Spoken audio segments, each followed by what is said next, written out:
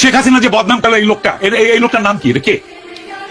উনি একজন শিক্ষক। তাজুল ভাই, আমার মনে হয় শিক্ষক, আমি শিক্ষকদের শিক্ষক। ওকে, আমি বলছি এখন পদ্মা সেতু, rail line, metro rail, elevated expressway, third terminal, Hatirjheel প্রকল্প, পূর্বাচল 300 ফিট, উড়াল সেতু নির্মাণ, বঙ্গবন্ধু যমুনা সেতু, যমুনা রেল সেতু, সমুদ্র সীমা বিজয়, বঙ্গবন্ধু স্যাটেলাইট, রূপপুর পারমাণবিক বিদ্যুৎ কেন্দ্র, Karnaphuli tunnel, Cox's Bazar rail line, Cox's Bazar আন্তর্জাতিক বিমানবন্দর, ঢাকা ও চট্টগ্রাম এক্সপ্রেসওয়ে, দায়রা বিদ্যুৎ কেন্দ্র, রামপাল বিদ্যুৎ কেন্দ্র, মাথারবাড়ি তাপ বিদ্যুৎ কেন্দ্র, 119টি বিদ্যুৎ কেন্দ্র স্থাপন, পায়রা সমুদ্র বন্দর, 100টি ইকোনমিক জোন, 560টি মডেল মসজিদ, 1681টি মাদ্রাসা ভবন নির্মাণ, কওমি মাদ্রাসার স্বীকৃতি, উন্নয়নশীল দেশের উন্নতিকরণ, রোহিঙ্গাদের আশ্রয়দান, সমস্ত দেশকে রেলওয়ের আওতায় আনার উদ্যোগ, ফ্লাইওভার নির্মাণ, মহাসড়কগুলোকে 4, 6 ও 8 লাইনে উন্নীত করা, এশিয়া হাইওয়ে রোড প্রকল্প, ঘরে ঘরে বিদ্যুৎ, ফ্লাইওভার, নদী ভাঙ্গন রোধ, শ্রমিকের মজুর বৃদ্ধি, বয়স্ক ভাতা, মাতৃত্বকালীন ভাতা, বিধবা ভাতা, মুক্তিযোদ্ধা ভাতা, শিক্ষা ভাতা, প্রতিদ্বন্দ্বী ভাতা, স্বামী পরিত্যক্তদের ভাতা, জেলেদের খাদ্য সহায়তা, ইমামদের ভাতা, বাসস্থান, বৈশাখী ভাতা, ডিজি কার্ড, আরো অজস্র।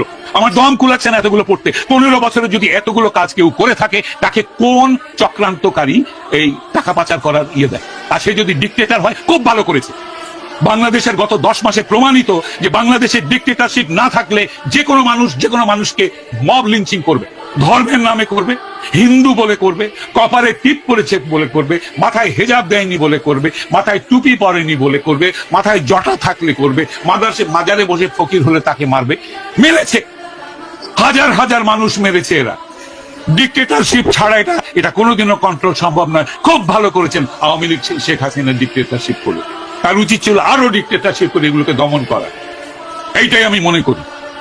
বাংলাদেশের মানুষের কপালে গণতন্ত্রের দরকার নেই। যারা জাতির পিতাকে হত্যা করে তার 54 বছর পর তার ভাস্কর্যের মাথায় পেশা